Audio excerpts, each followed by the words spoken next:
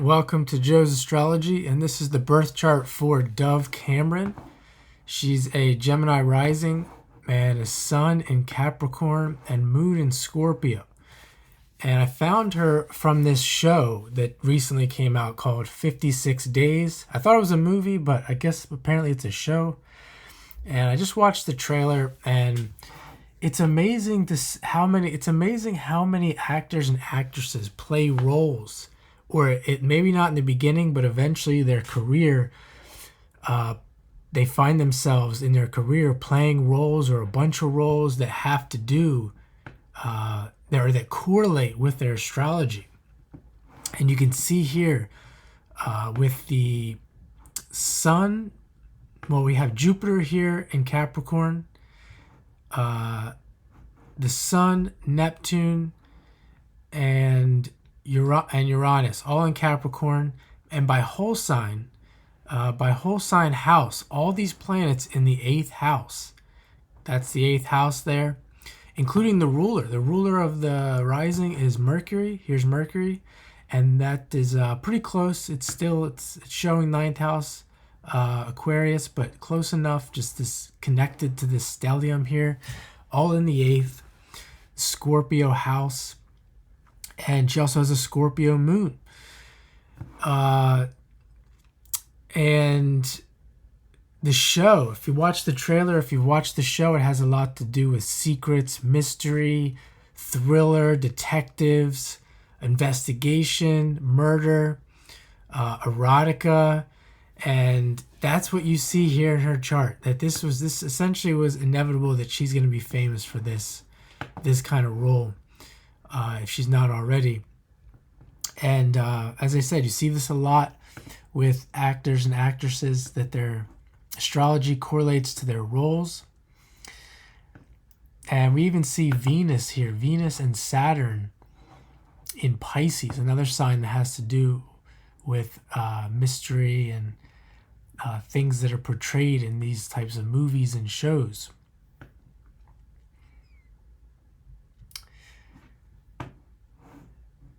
So we can look at the transits. As well. When she does have Venus in the 10th house, when we see Venus in the 10th, this can be someone who's known for making a lot of money, someone who's known for their beauty and artistic ability. I mean, she is an actress. It is a performing arts. So we can look at that as well. She does have Neptune, the sign that, or the planet that rules Pisces, exactly conjunct her sun. So that's a good indication that she's going to be a performer. In its positive light. Obviously, that can correlate to drugs and alcohol. I think my father might have Sun Neptune conjunction, and judging by him, he has spent some time as drinking a lot, becoming an alcoholic, etc. From a negative standpoint, he's been on a lot of prescription drugs throughout his life. Not afraid to dive into those areas. Doesn't bother him. But at the same time, he's also, we think of Pisces and these planets in Pisces, and then this Neptune here, a very giving person. Almost like they say that Neptune could be the cosmic Santa Claus. So like just being a very giving person, probably giving his time and his money and his effort without receiving anything in return. So there's that. And we can look at the transits, and we see here that Pluto is just about to transit Mars here. It's at 4 degrees. It'll be at 5 degrees very soon. And this is another new show. And you can see the transit really ticking off the popularity and the installment of something like this, and her being involved in this. We can even see Saturn and Neptune up here just entering Aries. It's going to eventually go over her part of fortune here, money. So there could be something going on there as well. Uranus is going to transit her rising soon in the next couple years, next few years, which really could indicate more popularity, more money with this 8th and 9th house here. And it's interesting to see these actors and actresses have planets in Aquarius, because you can see Venus is just coming out of Aquarius, and she's got the MC in Aquarius. Because these are the people that are making these shows. These are the people that are doing this stuff that society would consider odd or weird or taboo. And part of the reason they can get away with it is because it is a show. It's not real life. And at least the people watching are not considering this their real life. They're considering this a TV show. And yet when we see this, that these people, not only are they able to dive into these roles, but it also might be that they are actually doing things like this in their real life, and people don't understand astrology, they don't look at the astrology, and they don't see that. They see it as just a show. But this person very well may be doing a lot of these 8th house and Aquarius type things, the Scorpio and Aquarius type things in real life. So we can look at her north node. It's in Libra. Her south node is in Aries. This is an angle. It's in the 5th house and the 11th house. Again, this Aquarius Leo angle, ruled by Mars and Libra.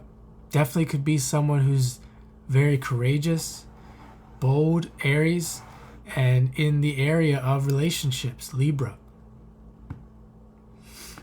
We can see if there's anything else. Her north node, or her nodes, is being squared by something here.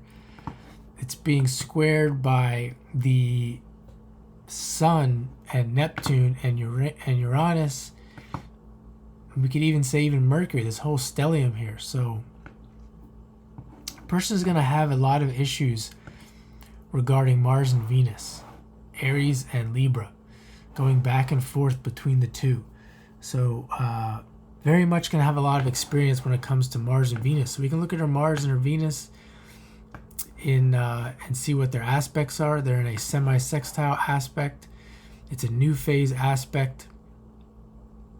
And this is what you would expect from someone who would be going back and forth between these two signs of Aries and Libra. You would expect a new phase between Mars and Venus. So it'll be interesting to see what kind of drama that she gets herself into in her real life, and obviously in the career and the TV shows and the movies.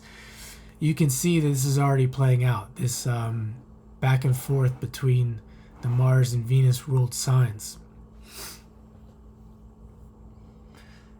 What does it mean? Well, it could mean a lot of things. One thing that it could mean, and we see all the Scorpio and the play between Mars and Venus, is that there's not a lot of clarity. There's not a lot of clarity over what they want. There's not a lot of clarity over what they want to experience on a regular basis, which could create this chaos. Chaos between partners, changing partners, changing activities between partners. I want to do this, I want to do that. Think of the 11th house and the 5th. I want to do more traditional romantic activities, but then I want to do things that are a little bit out of the box as well, and kind of going back and forth between that and not really synthesizing the two.